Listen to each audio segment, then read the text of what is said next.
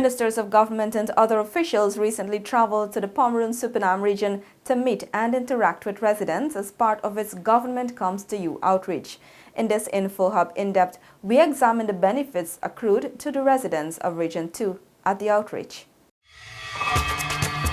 Are you ready to embark on a truly epic adventure to an undiscovered corner of South America, where some of the most spectacular natural attractions are unveiled within a beautifully diverse landscape? From the wetlands and savannas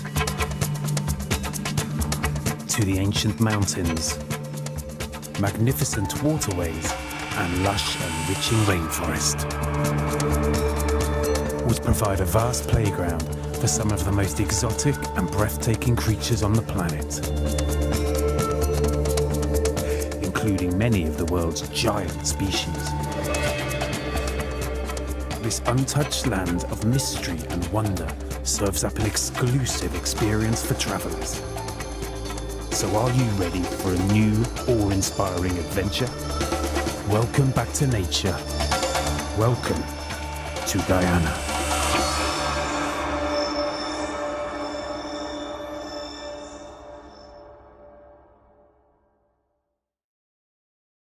As the government of Guyana continues its outreach program of bringing government to the people, we're here now in the ancient county of Essequibo, renowned for its agricultural prowess.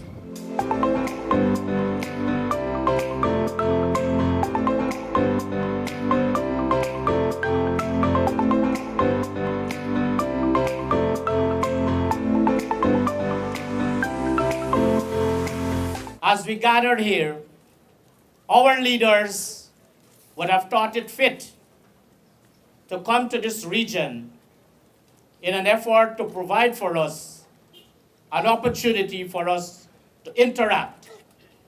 And that interactive session, sometime or the other, may cause us to be a very happy region and a happy nation. I know you people of Essequibo, you have to cross the Essequibo River, then go by road, and then you got to cross the Demerara River in order to meet with us ministers and also agencies. And so we don't want to give you too much work. And so the tone was set for a highly productive day, which saw citizens meeting with their elected officials to have their concerns addressed. In all the recent outreaches, the housing booth received the bulk of the crowd. InfoHub's first stop in the Cinderella County was the housing booth. We caught up with Minister with responsibility for housing, Annette Ferguson, to get a feel of what were her expectations for that day. From the evidence around here is that we already have a number of persons seated to be attended to. And I guess the issues would be, housing matter perhaps, a house lot, an application that is in the agency for some time now. Two, you might have issues with, probably they were issued with house lots, but not with their titles. So I guess these are some of the common issues we will continue to hear during the course of today. This rang true for mother of three, Edel Smith, who was the first to be allocated her plot of land in Onderneming. The young mother was ecstatic at the news as she had grown sick and tired of dealing with rent house. Because I was fed up with rent house, I was talking about it. If Father could help me, I got to church Sunday and I said, Father, if you could help me, could get through with a house lot. Just a house lot alone, I would do what I have to do. And so the morning flowed. Guyanese after Guyanese came forward and received their house lots. I was here since 7 o'clock this morning. I know what time now. Now I think. I applied for land since 2009, and they give me a land in charity, and somebody else bill on it.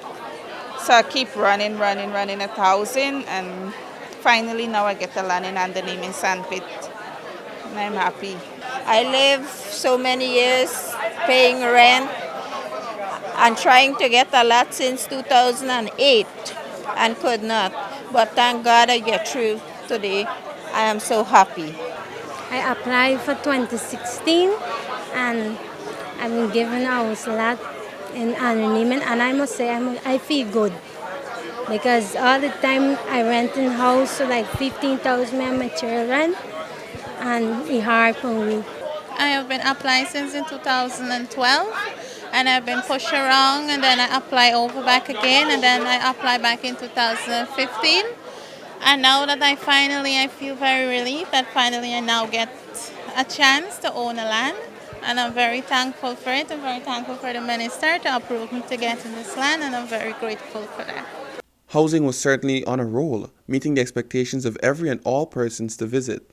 The people were grateful, but none seemed as grateful as one citizen. Gordon Irving, stricken with polio from the age of 4, his long-standing dream being to own his own home.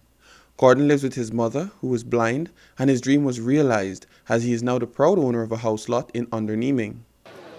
Okay for the government because since I was applying for a long time for a house lot, and today is my opportunity to get a house lot.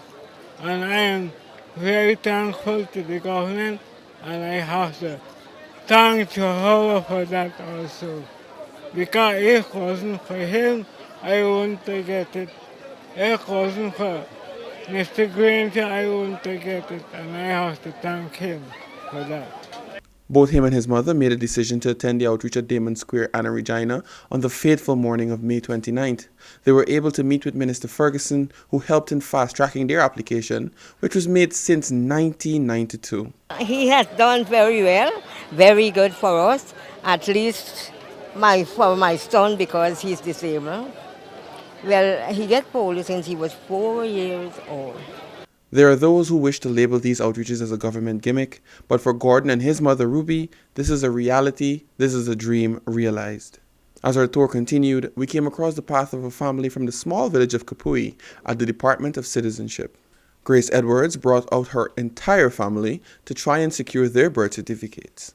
The matriarch of the home, 83-year-old Jean Edwards, had never received a birth certificate until this day. I have tried before applying for birth certificates for my in-laws, but we haven't got through. We just get in a small paperback, and as today we come and put our effort to come out to see that we can get it. This may seem like a small achievement for those of us fortunate enough to have one from birth, but for this family it was critical. It is important. He cannot get his pension because of not having a birth certificate. My mother-in-law get through, but they still asking for it. She have the old ID card. So now, once she got the birth certificate, I know she will get the new one.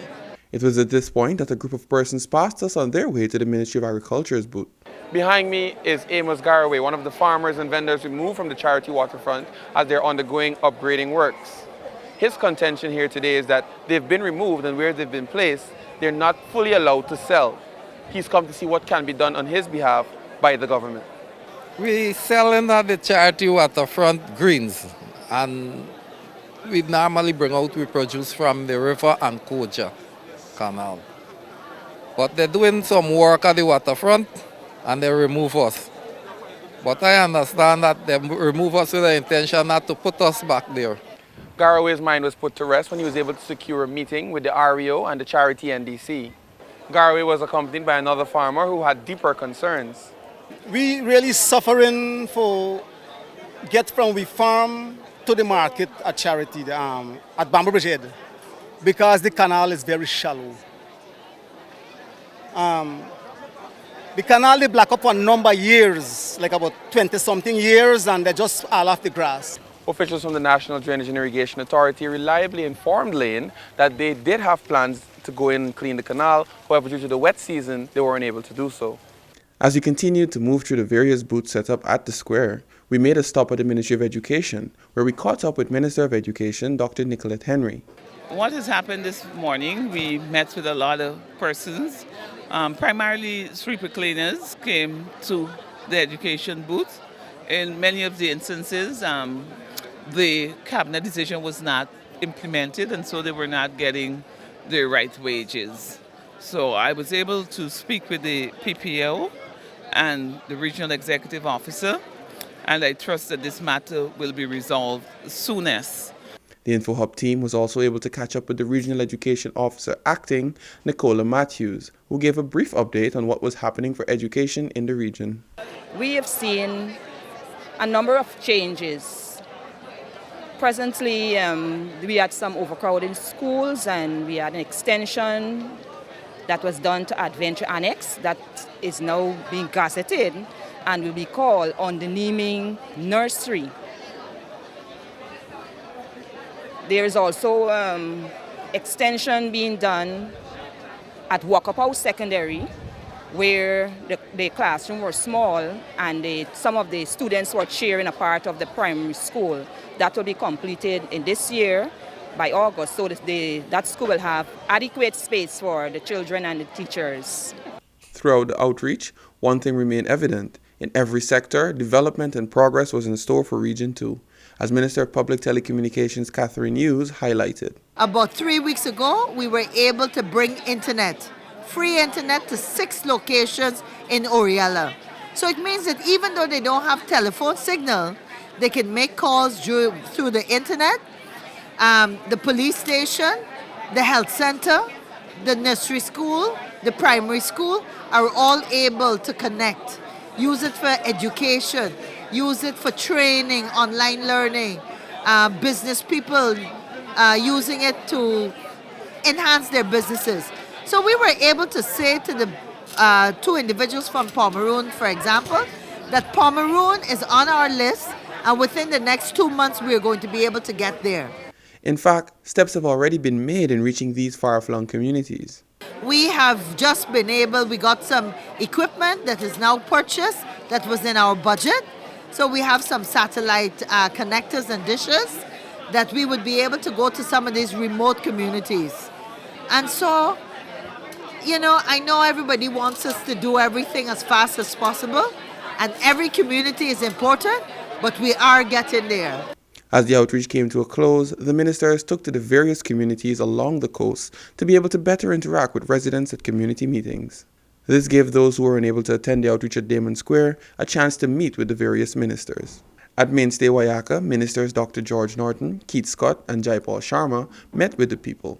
It is there that Minister Norton was reminded of a need for solar panel batteries at the Tapakuma Lake Primary. At present, our electricity supply is down. Government would have put in place a solar supply electricity system, which to date has the batteries for the system they have expired, and so at present the school is without no electricity. Minister Norton clarified that while he was made aware of the matter some months ago, that was not the only school in need of assistance. We have encountered a similar situation elsewhere in Guyana.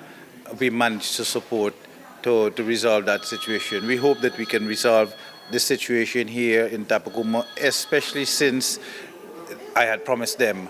I hope that I would be able to source the funding to supply them with that 5 solar batteries. This was well received by the teacher, who was thrilled that he was able to raise this particular issue. I am very much pleased that I can raise this issue this evening here, more so with the presence of Minister Norton here again, who was the person who I first raised the issue with. As we journeyed to Aurora, Prime Minister Moses Nagamootoo made a groundbreaking revelation.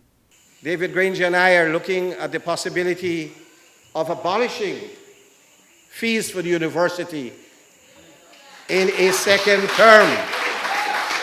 In a second term, to address that issue of free access to education. Since assuming office in 2015, the administration has been on a mission to ensure that Guyana's young people are educated and their talents nurtured. The Prime Minister drove home the fact that having a young educated populace is the epitome of democracy. So you as new leaders can lead the country in a different way. You could take this country in the age of oil and gas and wealth and develop it in a way that we have never dreamt. Up next, we move to Queenstown, where Minister of Public Infrastructure David Patterson revealed his ministry's plan to undergo a major campaign to fully install lights along the highway in Region 2. Then we'll ensure that at night, the entire from Supernam all the way to Charity is well lit, and that will be done this year, 2019. Minister Patterson related to InfoHub that the tender for the contract to install lights from Maria's Lodge to CALVAN is in its evaluation phase and is estimated to cost approximately $12 million. This will see 110 lamps being fitted in place. The minister also said the lights are expected to fill the gaps along the carriageway that may be poorly lit. Additionally, the Ministry of Public Infrastructure is set to put 35 street lights in the village of Queenstown by August. Residents at the community engagement were rejuvenated by the developments and eagerly gave their opinions. Many parts of the village very, very dark in the evenings, and so this will definitely be a boost to the security in Queenstown. Hearing that the minister said that we're going to get these lights coming on stream, I feel very happy, and I'm sorting that all the people within the community. I feel comfortable with the street lights because I'm living down Lime Dam, and the dam is very dark when we have to go down. And it's a very long dam, and we need street light to protect our young youth. These and the other projects highlighted are testament to the commitment of the government to the development of Region 2. The residents of Region 2 were more than grateful for the initiative and the benefits that come with it. Essequiboans have long waited for this opportunity to come out and, express their concern, express their views, get at least what they heard that things is going to be, dealt with in a manner, especially like the time limit, they say a month. And in terms of communication, they say they will communicate you because they take your number. They can imply like leaving persons in relation to the institution rather than they coming on a regular basis, because we have an issue as Essequibo Coast. It's predominantly the opposition. And the problem with getting things done, especially when you're not for or you're against, it's a serious issue. So today, the turnout is favorable. And I know people are pleased because I have met persons from all different walks of life on the Essequibo Coast who were satisfied. It's excellent. I like when the ministers, they come, because at one time they came at Unity, at Dartmouth, when they opened Unity, and that was good. But what I would like to see is the resolution to matters. I'm glad that they're here, though, and I have a feeling that results are near. It was very good for that we could come out and associate with different people for showing we problem and stuff like that, and we get justice at least for wherever we come to do. It was okay, it was very nice. It's a long time now we're looking for opportunity like this to just express certain things with each other, or different people met different people, because sometimes go wrong just on normal, we don't get for reach different people and we don't get like justice wherever we come for say or do.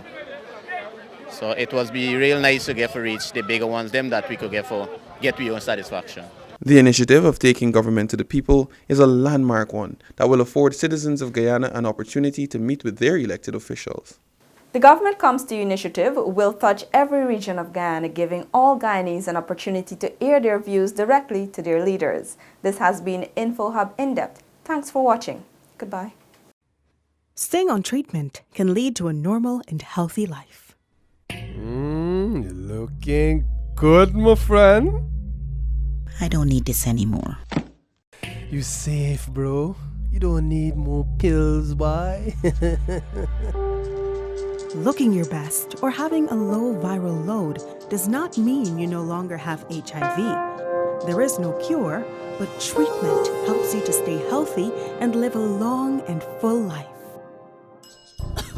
It's just a little cough, babes. It's just the exercise, buddy. You good. Remain on treatment once you've started. Remember, don't share pills or take someone else's pills. Staying on the medication helps in improving quality of life, decreases the risk of HIV transmission, and can lead to suppression of the virus.